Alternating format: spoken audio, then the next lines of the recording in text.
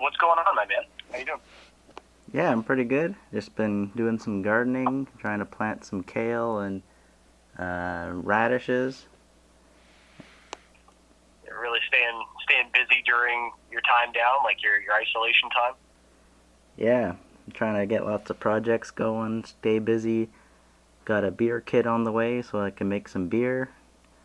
You're just gonna be a gardener making your own beer. Yeah, Isolation's turning everybody into hippies. that's the way to do it. Down with money. Down with money. Money's good. It's a good tool sometimes. It's just, I think it's pursued too vindictively. Yeah, it was good for like 100 years. Now it's no good. So what's gonna replace money? Just like anything you need. Like I'm gonna grow tomatoes and trade those for stuff. Cause seen the price of tomatoes at the store? It's like, Is the price actually going up? well, it's always been a lot, but and they're not even great tomatoes. They're like GMO tomatoes from some other country, and they're like over $1 a tomato. So I figure if I grow my own tomatoes, I'll save money and can trade them for valuable things.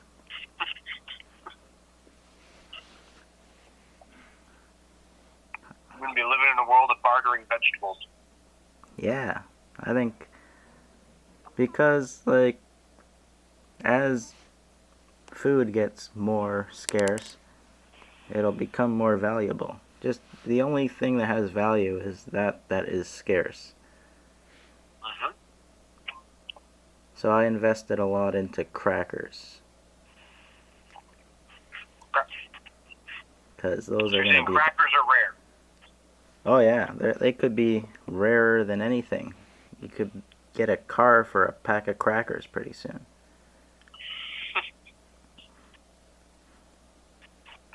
Do you imagine the day, like, remember when Bitcoin, like, people first started buying shit with Bitcoin? It's like, when's the first day people are going to buy a car with cracker? Or with crackers, like, how many crackers will that be?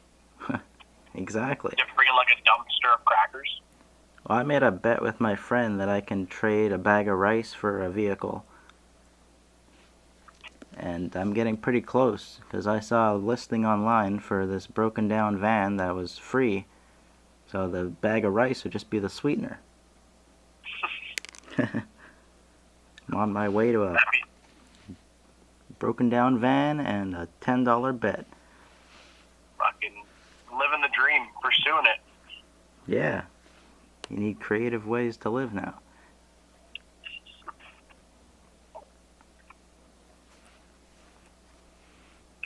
Where would you head if you got a van and you're able to just be completely mobile? Where would you go? Well, I couldn't say on the podcast, but somewhere nice where people couldn't find me. Oh, so location is a compound that you're not willing to reveal. Yeah, that'd be cool.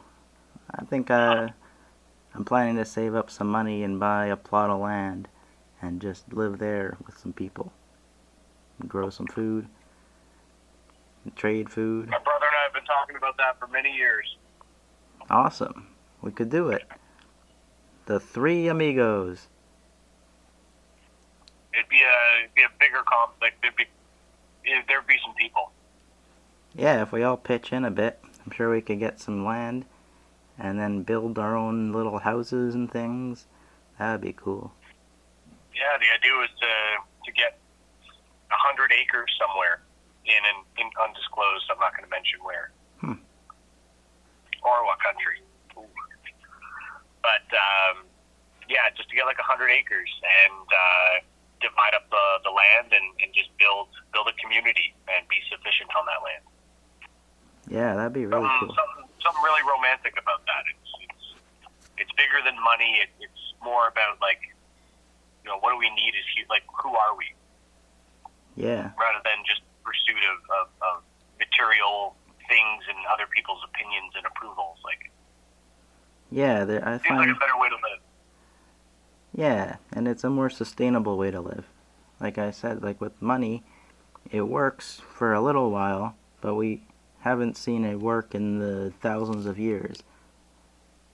and it's looking like we probably won't, as people are starting to already go back to the old days of homesteading and living more sustainable lifestyles, as that appeals to people. The thing is, like, the preppers had it right.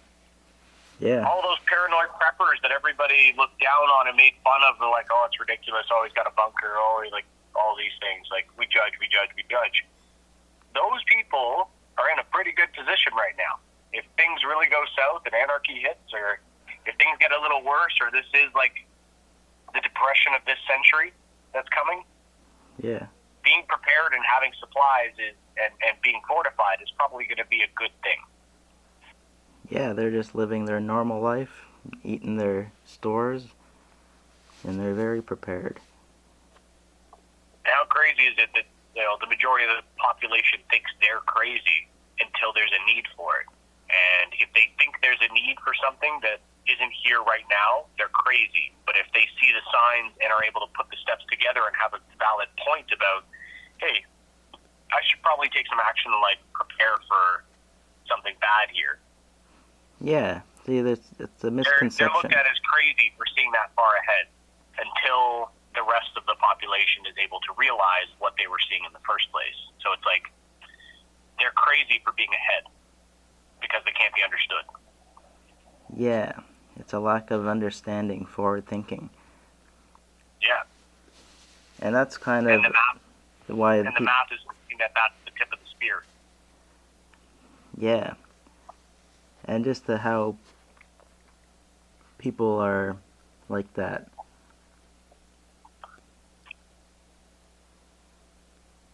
Yeah. It's an interesting thing because, like, I bought a school bus, and I'm currently in the middle of the desert, living out of my Jeep and rooftop tent during this, like, whole pandemic shutdown. And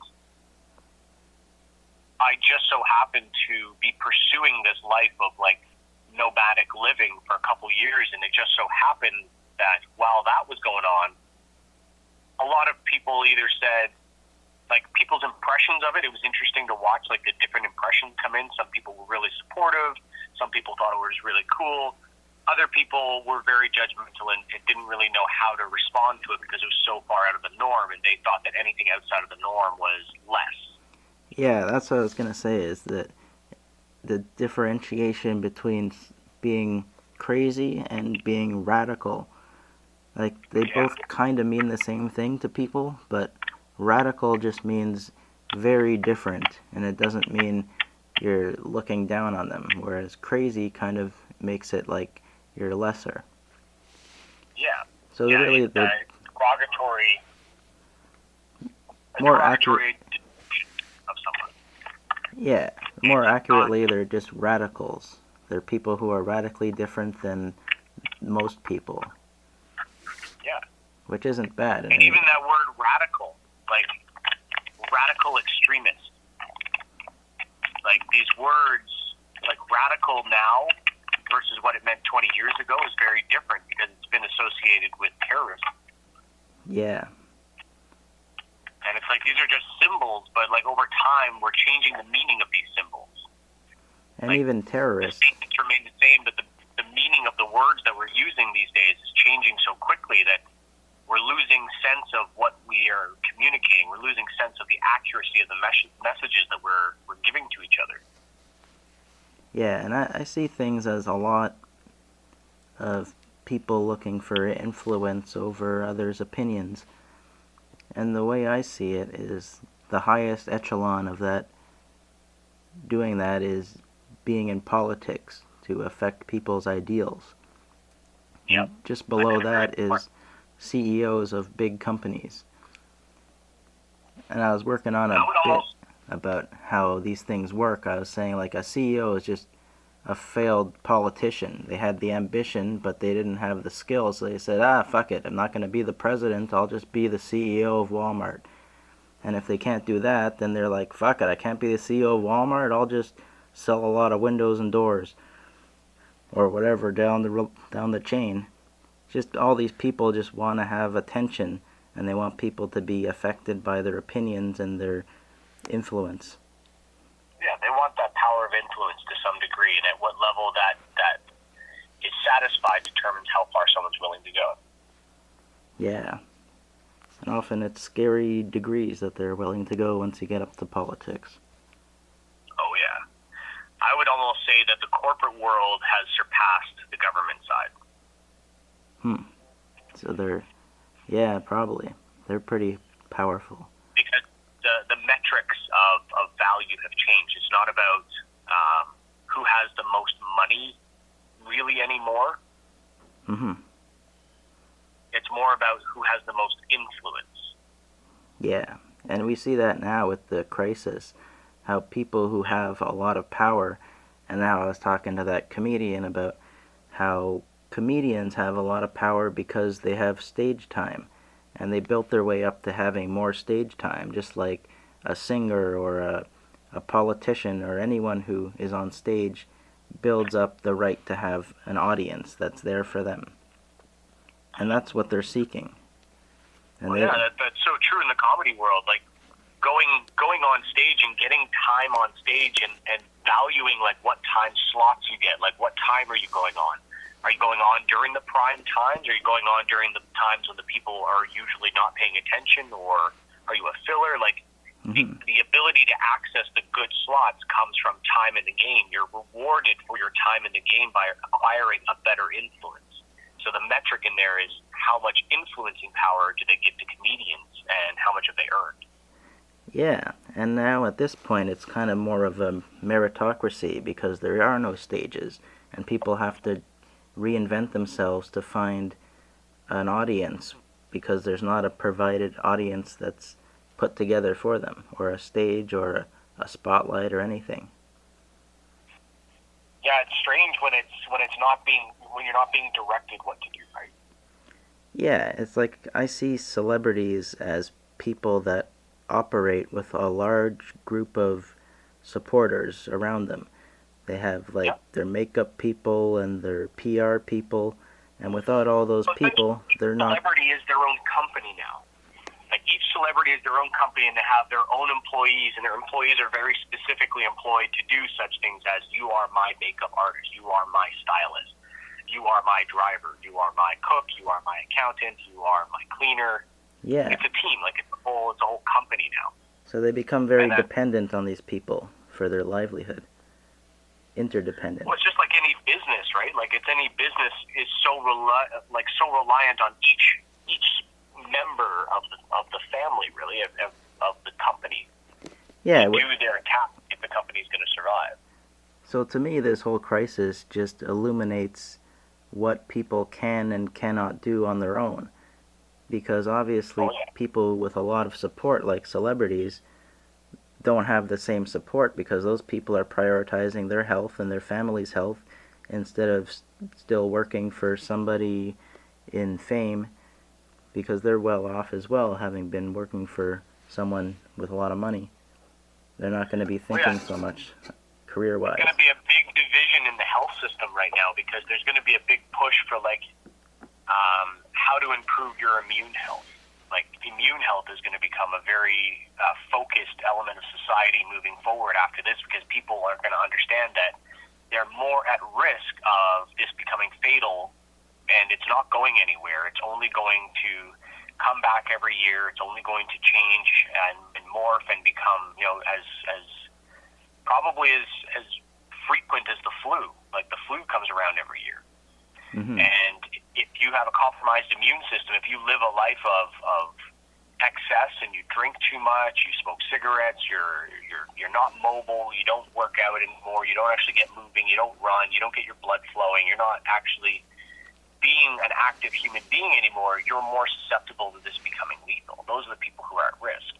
Yeah. So focusing on how to increase immune health is going to be huge moving forward. And a lot of that comes down to getting proper nutrients and proper supplementation. Because a lot of the foods that we eat today are really not healthy for us. They're really damaging to our immune system. They're pro-inflammatory. And it's like I've been pursuing a life of low inflammation for quite a few years now, and trying to access those foods, it's quite a bit more expensive and harder to get, and it's definitely not accessible everywhere in this continent. Like, there's places like food deserts in low-income neighborhoods where they only have tiny stores and there's only supermarkets, and no one there in those communities can drive or has a car, and there's no access within that area to get healthy foods. It's like tens and dozens of miles away, and it's inaccessible for those people to go and get healthy nutrients for themselves. So it's going to be interesting moving forward with the economy taking such a hit now, the lower end really suffering, and watching there be a big kick in industry for developing better immunity, and those products and supplements are going to be out of reach of the majority of people who could really use them. So yeah. I find that really interesting of like what's coming and how this may play out. Yeah, well, another thing that's playing out we see is companies are changing their business models to more be helpful to the communities rather than making large profits, at least some of them. Like I heard a news... What have you seen in that area? That I just heard today there's a company here that shifted their manufacturing to make sanitizer for people, and they're giving free ones to old people and supplying it to places that need it for a small, not a large profit. And yeah, wasn't it a food plant, like a Maple Leaf Farms or something like that? Yeah, like a restaurant, I think. A restaurant? Yeah, some guy, and he already had some ties with people that were able to produce the sanitizer, and he put it together. And people are doing things like that are showing a sense of community and kind of shifting away from economic focus and more towards helping each other, which is nice. And I really, really hope that as we see this whole thing through, that during this time, those companies that are really the soul of like what a company should be, like the ones that are interested in giving back to the communities that they're in and actually making it a better place, hopefully they don't get swallowed up in these upcoming events, and they're able to survive and weather the storm that they're going through right now. Like, yeah, that's why I'm hoping we see more of a focus on sustainable living and growing our own food, which has been a growing trend, as we see like seeds getting sold out from seed banks and other things. I take part in a few groups with sustainable living and homesteading, where people talk about increased demand for growing seeds at home.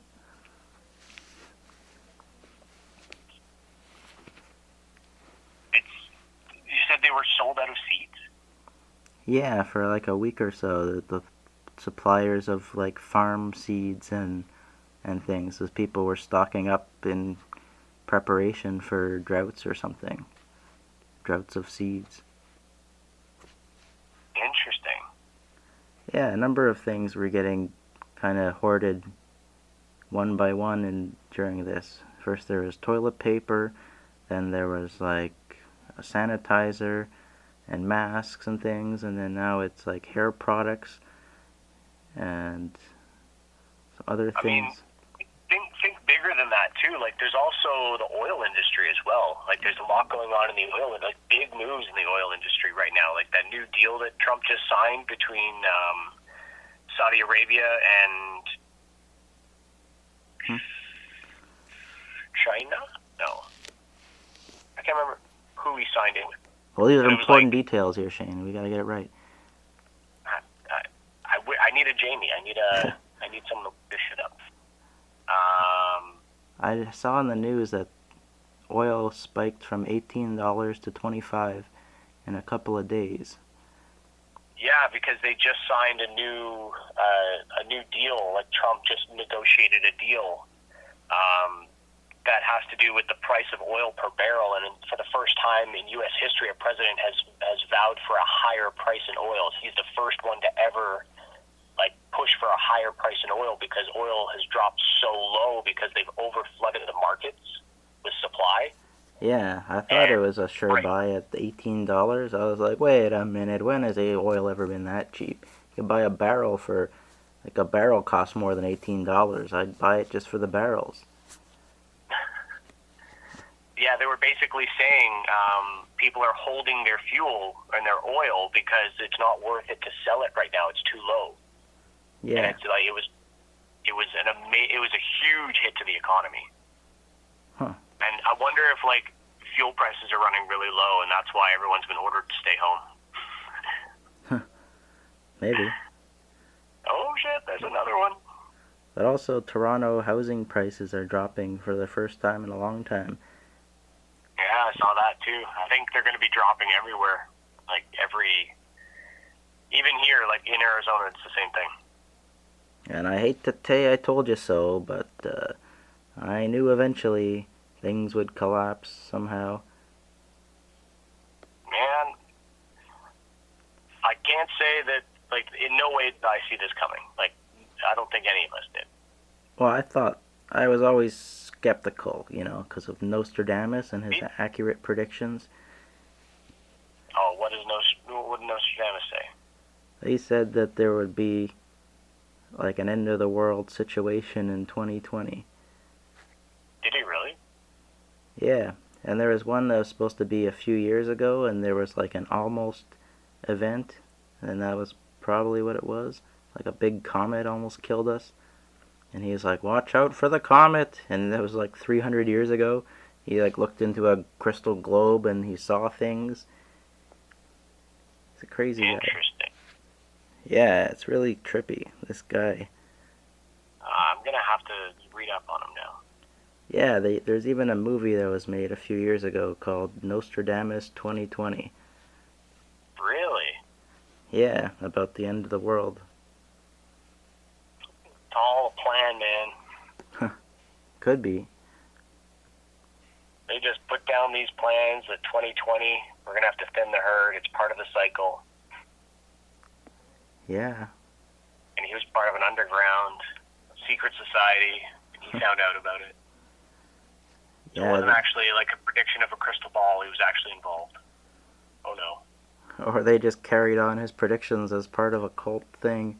And they're like, we're the Nostradamusers. We have to make his predictions true by ending the world. Or they can just claim it wasn't their fault. It was fate because he predicted it. Yeah. It could go both ways. But those secret societies are no joke. No, they are no joke. And it's weird when you mention them because all of a sudden you're just like this conspiracy person. It's like we've been bred to believe that like secret societies are woo-woo and they can't be spoken about. Yeah, like I walked around LA and there's the weird vibes there. It's 100, like they've been involved in formations of civilizations for thousands of years. These celebrities? Not the celebrities, the secret societies. Oh yeah, some of them, they're old school. Yeah, no, I'll definitely have to watch that Nostradamus 2020 documentary and see if I can find a book or something on it. Yeah. It'd be interesting to go through while I'm venturing all my way back home. Yeah, definitely. So when are you planning to head back home on your travels? Officially, I hit the road 2 days ago. I've been isolated with my brother and his girlfriend Cheryl at one of their family friends' houses. They're just kind of laying low until the dust settles, and we stayed with them for a couple weeks. We just we kicked it and spent some time together and had some fun. Oh, nice. And then, what's that? Nice. Yeah, it was good times, and it was at the original, like on the first day we got there. I told them, we discussed like two weeks. Like I'll stay for 2 weeks with you guys, and then I'll hit the road. And like in the blink of an eye, 2 weeks was gone. And it was like, oh shit! Like I've only got a couple days to actually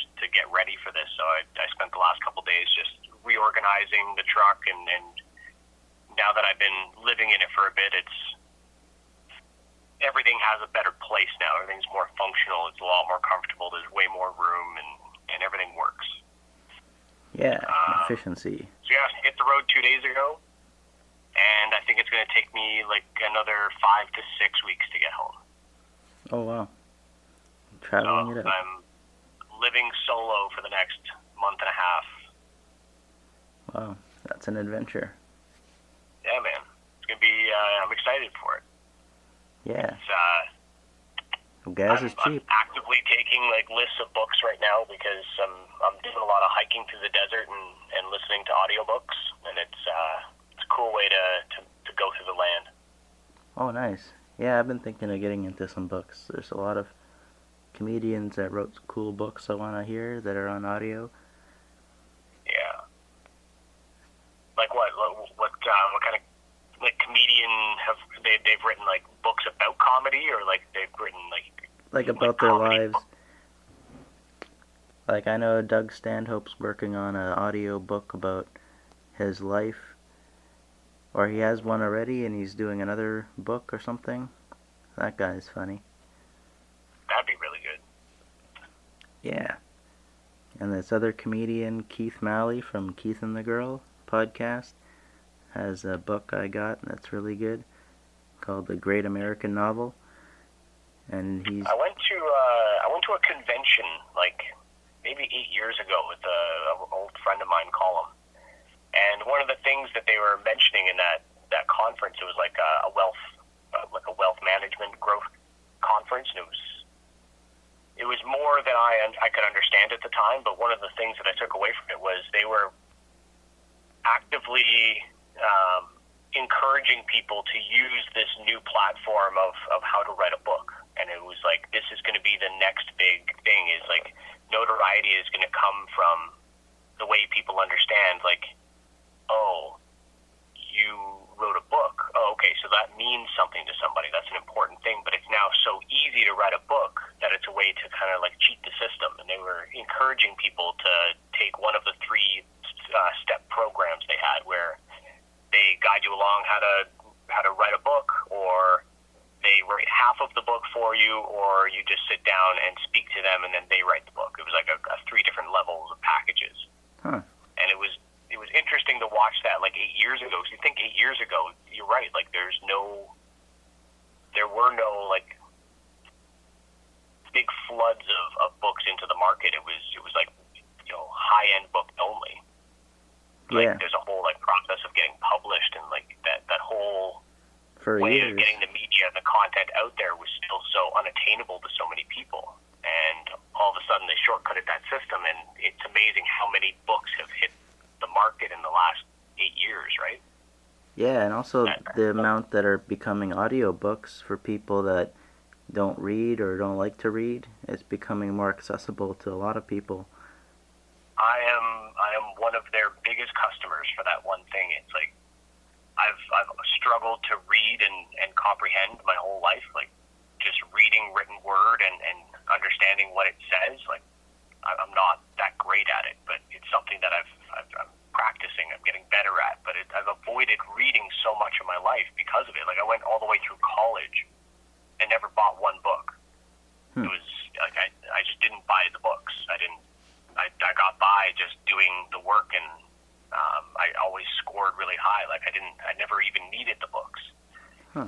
But getting in touch with Audible, it's like, oh wow, there's this whole world of media that I've been separated from my whole life, and I now have access to it because I love listening to them. Like it's and that's just a recent thing that's become big, where there's a lot of books that are accessible, audiobooks. I think it's one of the most valuable platforms out there, Audible. Like, if everyone has access to Audible, because I think they do through their Amazon Prime account. I don't know, they might be linked. But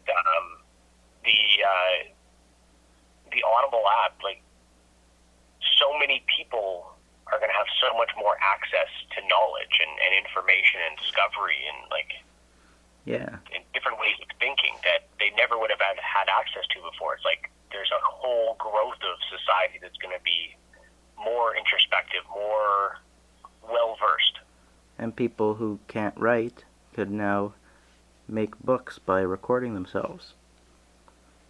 Yeah. Which helps give a voice. Market getting up too. Like I was just listening to Russell Brand and Wim Hof, their podcast together today, and Wim Hof was talking about actually Russell Brand mentioned that he wrote out like a 5,000-page book and a sample and sent it out, and it talked about like his understanding of what God is, and he referenced a story of when Wim Hof came by to his house and played the guitar for his children, and it was like he didn't talk about like what the concept of what he wrote was. He just kind of gave a rough overview of what the subjects were.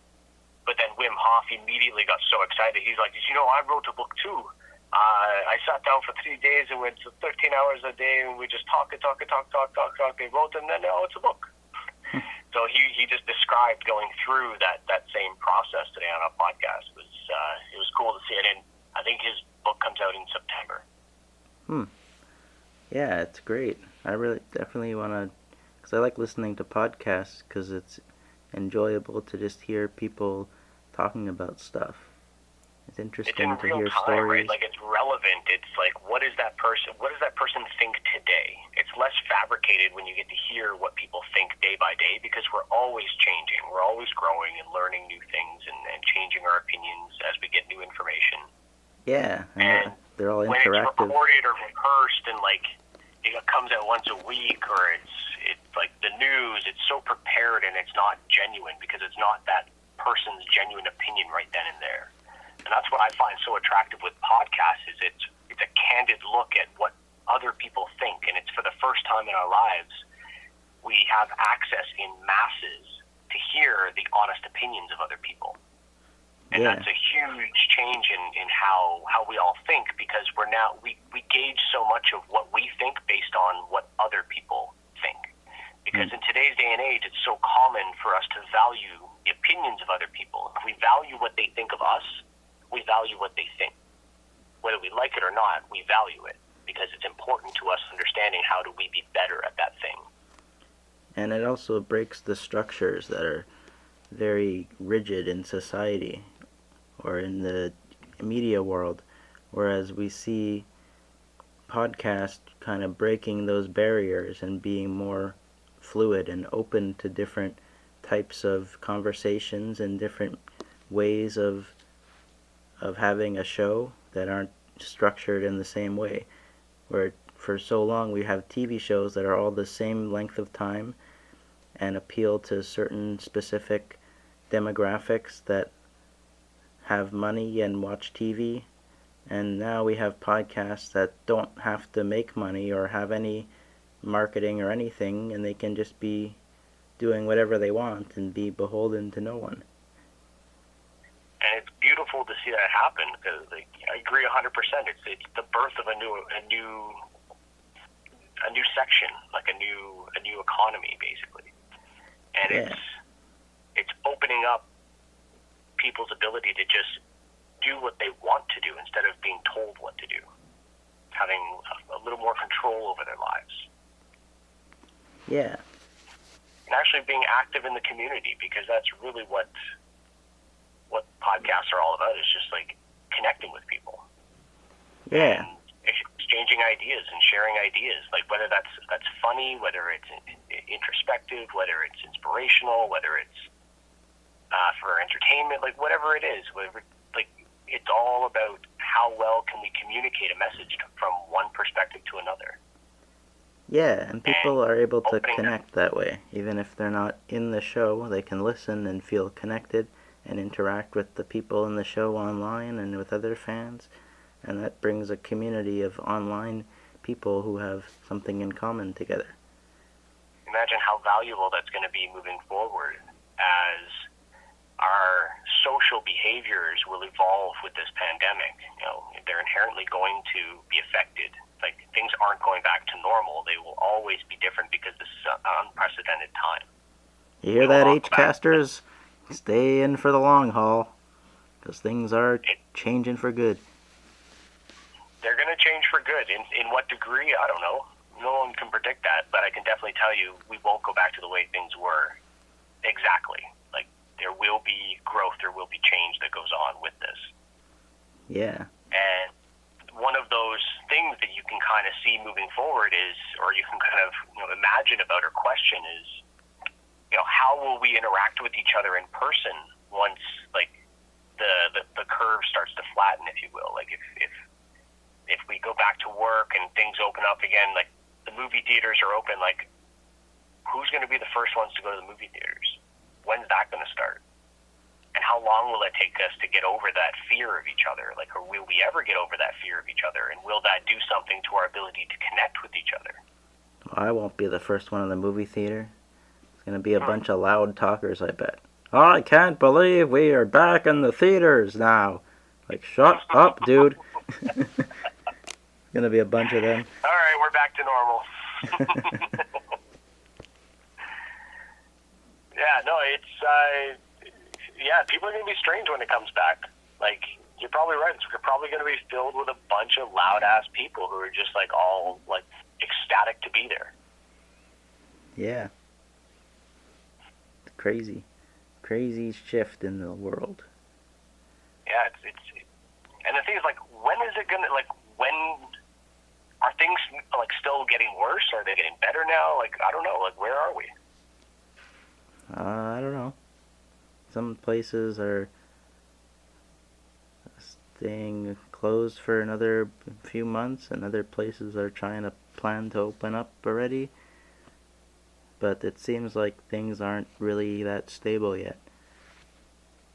I was going to say, like, China went back to work after 2 months of quarantine, like government-enforced quarantine in China. And there's people who have had it that are getting it again. Like, it's having a second... I don't know if that's just, like, fear-mongering. Like, I don't know. It's hard to really understand what the numbers are like in China. Like, it's hard to understand what's actually going on there because it's such a different set of rules governing information over there. Yeah. And just in general, all the things, there's so much shroud over the media to know real information. I'm just happy there's, like, nothing really going on here in Arizona. Like, it's relatively quiet. Everybody's cool, calm, and collected. Like, that's good.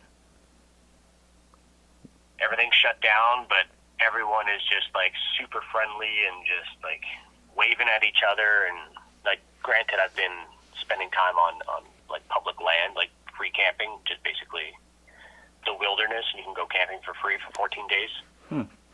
Nice. And the people that I run into out here, like, they're all super friendly, and everyone's like, hey, you got everything you need? Yeah, you got enough water? Yeah, we're good. Okay, cool. It's like just these, like, nice little cordial, friendly, neighborly interactions. Like, I haven't got any weird vibes yet. That's good. Yeah, things here are kind of breaking down. Somebody's car got stolen a block away. Oh, no. Like, the bank got robbed near here. Come on. Yeah, there was like 8 cop cars at the TD Bank near here. Oh, shit. It was some guys. Like, what happened? Did they... People in masks, that's all I know. Masks. Goddamn masks. Oh, I did this talk the other day about masks and what's this going to be like, thinking about, like, things are going to change, right? And think how things are changing. And one of the ways things are changing, like, this is the best goddamn time for fucking criminals.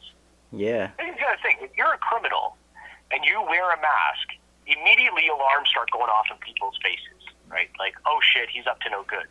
All of a sudden, overnight, because of a pandemic, now the mask is seen as, oh, you care about me. Oh, like, thank you for covering your face to protect all of us. Like, that's really what it is about. It's completely changed. Yeah. But for criminals, you can't see their devious looks under their masks anymore, and they just blend right in. Like, crime is going to go through the roof now. Yeah. Especially with people losing their jobs and things. It's tough. Yeah, as separation comes. Like that's one thing that kind of that's in the back of my mind that I'm not paranoid about. Like let's be honest. Like these are things that we all should really be looking at right now because these are unprecedented times, and there's a lot of unanswered questions and like a lot of vague information about like what's really going on and how does this all look on the other side. So if like we have to understand that if things get hard for too long, behaviors start to change.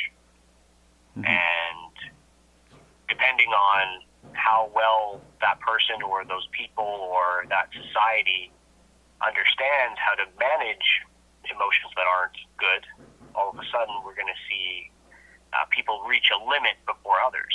Like everyone has a limit to how much they can withstand, and we're going to see not just like a big blowout. We're going to see a slow increase of people that are reaching the limit of what they can take as time goes on. So it's going to be interesting to watch like what happens, what kind of supports are out there for the people. It's been fascinating to see like what other countries are doing, like France waiving all people's rents and all taxes to be paid for this year, and they're just hunkering down, and like there's enough capital in that country to kind of hold it together and wait out the storm, which is I find really fascinating about like how well countries are basically covering themselves. Like you got to think like if things stopped for whatever reason, like there was a natural disaster, a major cataclysm or something like that where the world kind of stops, like each nation is still going to be a nation. Like how well they withstand time, like how well they're prepared to sustain themselves is going to determine how long they remain a country. And also the dependency on currency, because everyone pitches in to help so long as they're getting paid. Right. And it's what happens when money's not worth anything anymore. Like when we reach that point where the economy has lost all value or proposed value, mm-hmm. What will people do? Because we're a lot of people in this world now, and we'd want to talk about unprecedented times. Never before in the history of humanity has there been any evidence that we have ever been this populous on the earth at one time in a state of pandemic. That's true. Never before has the world had this many people on it in a state of panic. What's going to happen? Like, ultimately, what's going to happen? And if it goes on for too long, like, we're going to start to see big changes. Yeah, we are already. We've seen unprecedented closures of sports and things, and hasn't happened in never before. Yeah. In the last 100 years of it, like at the end of the day, like we think that hunter-gatherers are a primitive species and they're less than us. They've been around for 200,000 years. Yeah, they got the numbers. Our current state of human has only been around for 100,000 years, and we're on the edge of like the limit. So our way of thinking is so naive to think that we are the pinnacle. Like so their culture is more. Yeah, their culture is technically more developed than ours. The hunter-gatherers. More in harmony with what they use and what they give back. Like. Well, they had more time to develop everything, having that much years compared to what we had. So it shows it's been It's just the proven. Intent is different, right? Like the intent, like what's driving society is different, and it's technology that is it technology that's the difference? Yeah, technology's made us weaker and lazier. But it's also changed our emotional behavior too. Like you got to think, hunter-gatherer society is not as deceptive and not as malicious as we are to each other in our respective communities. Like, Yeah, but they also know how to survive, whereas we have to rely on money and the grocery store and everything in between just to survive, which makes us very weak and dependent compared to them. yep, absolutely.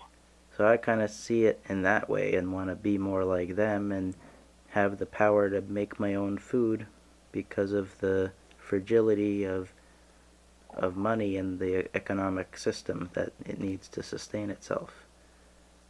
It's certainly an attractive lifestyle, just being more connected with like what you're eating and like what you're growing, and be more sustained, be able to do things more independently.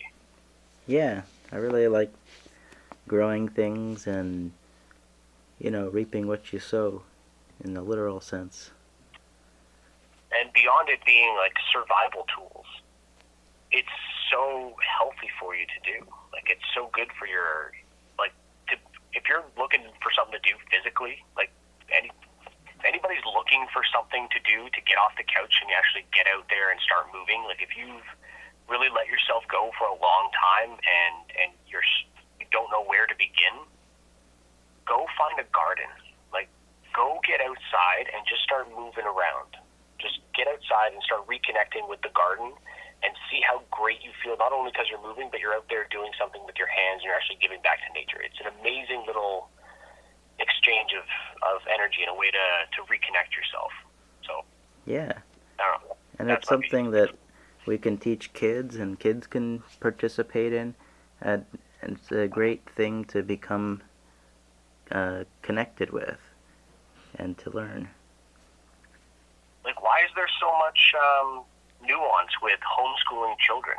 Like, if you mention in social circles, like, a homeschool child, all of a sudden people are completely, taken back, like, oh, like, almost like that's bad for the kid. Like, they look at it as like depriving the child of something.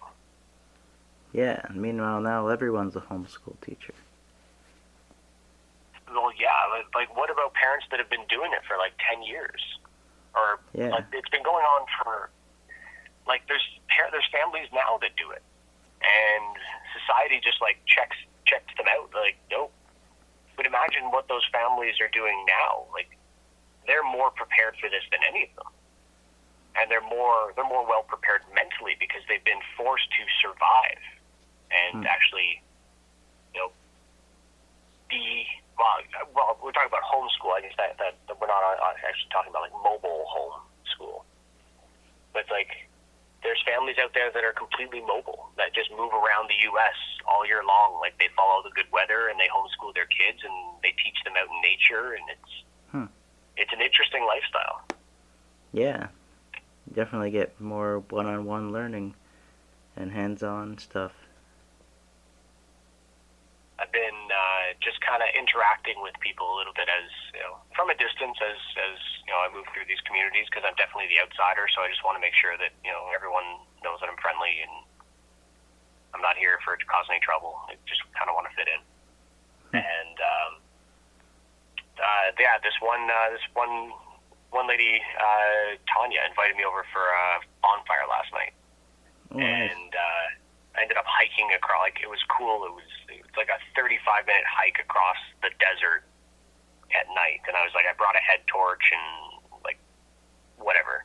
And I made a deal with myself where I'm like, I'm not going to use my head torch. I want to be able to challenge myself to actually navigate based on the orientation of, at least knowing the basics of the stars, and to kind of like make my eyes adjust to the darkness to actually see the road. I want to know that if I ever had to do this and I didn't have a light, I wouldn't panic and I would already know how to do it. So I ended up getting lost and ended up having to like leave the trail and go across the land, like through the bush and across like dried up riverbeds and stuff like that, to make it to her campsite to go sit down for a fire.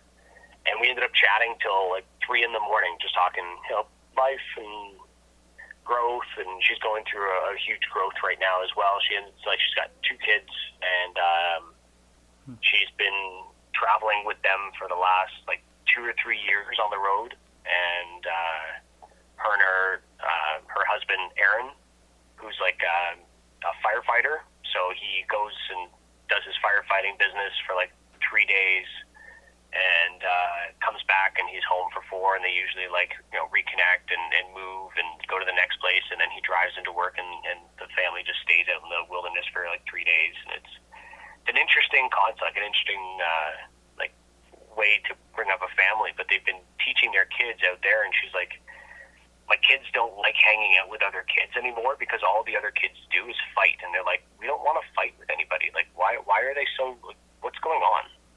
And it's strange to watch. Like they're just like, we don't care. Like, you guys are idiots.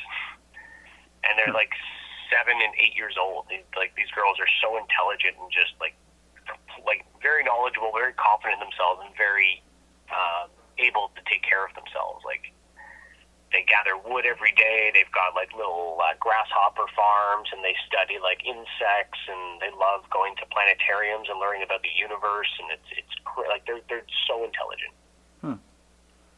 Yeah. But it's an interesting way. Like, they were basically a normal family up until like 7 years ago, and they started doing like a big trip, like right after they had their first child, or maybe both of them were born, and they decided, you know what, like, it was actually Tanya. She was the one that pushed for it, and she was like, you know what, like, I want to do this, and I think the kids would really, really grow with this. Like, it would be a good place for them to do it. And they both kind of sat down and weighed their options and sold their house and hit the road and went mobile. And they've been doing like variations of mobile for like 8 months, and then they'll rent an apartment and park the trailer, and then they'll hit the road again for another 12 months. And they've just been like trying to feel out what the right balance is, trying to find that semblance of community with people, like going to places and staying still for a minute, and then going back to reconnect with those people like the next year. So trying to build some semblance of community, because it's really important to have. Yeah, I like that. I like the idea of being individual on the road, but then also meeting with people.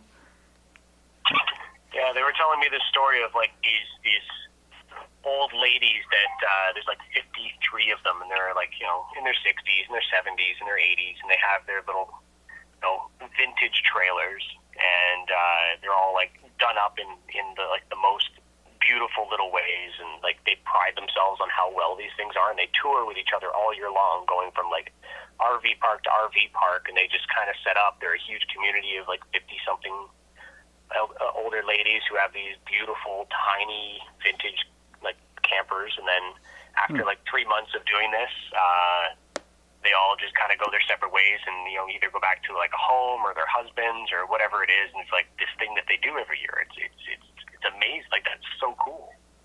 Yeah, I like that there's alternative lifestyle communities like that, because a lot of people think it's kind of all or nothing with meeting someone and being with them and having that as a person, or being alone. And that's been the case in people's minds for a while, but there exists all these alternative lifestyle communities where people can feel accepted and have people to talk to without being in a traditional community.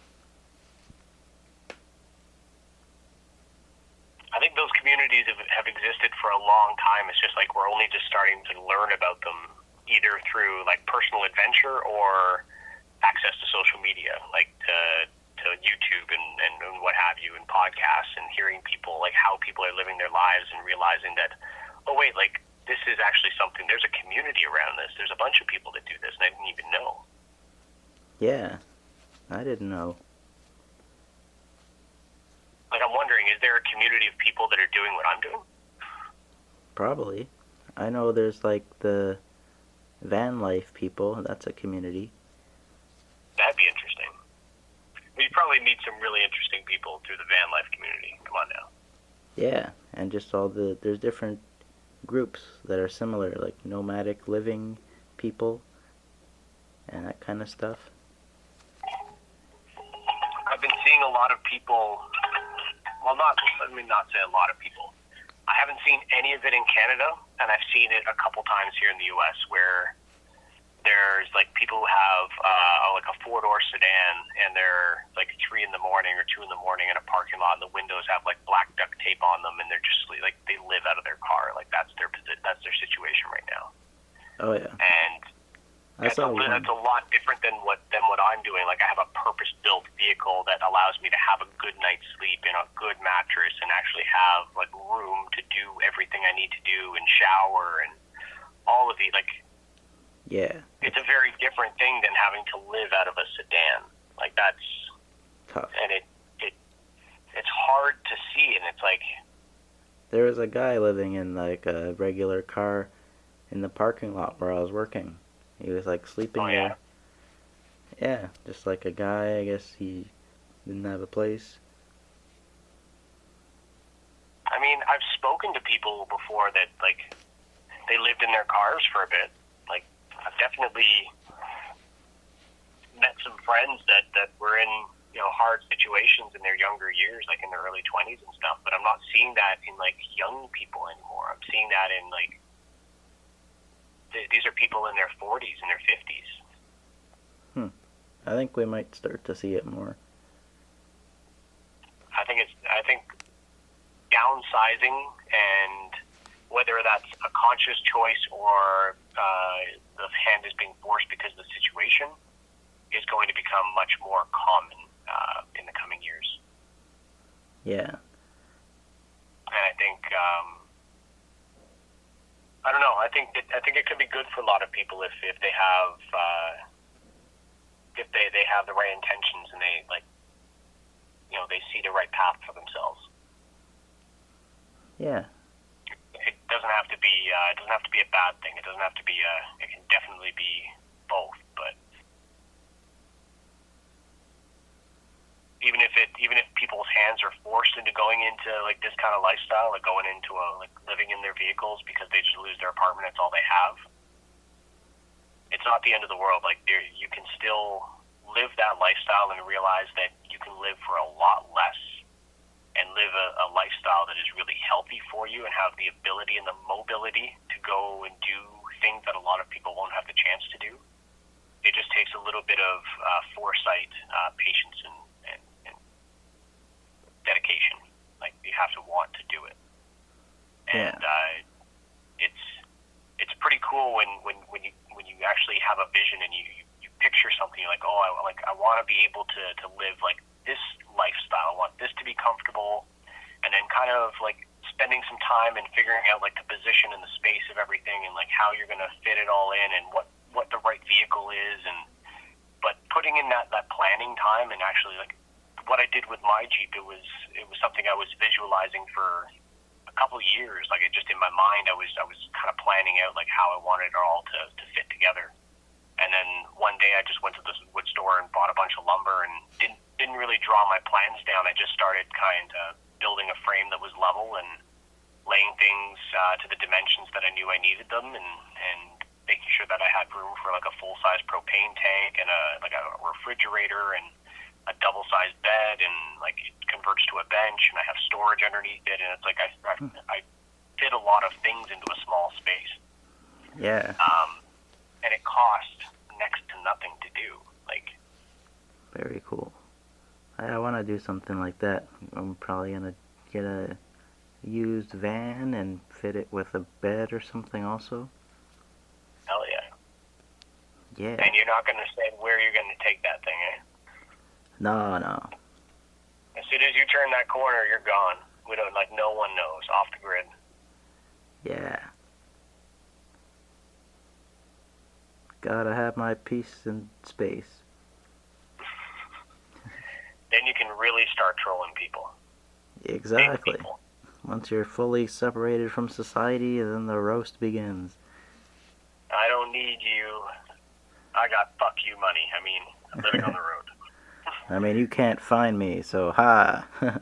Just as good.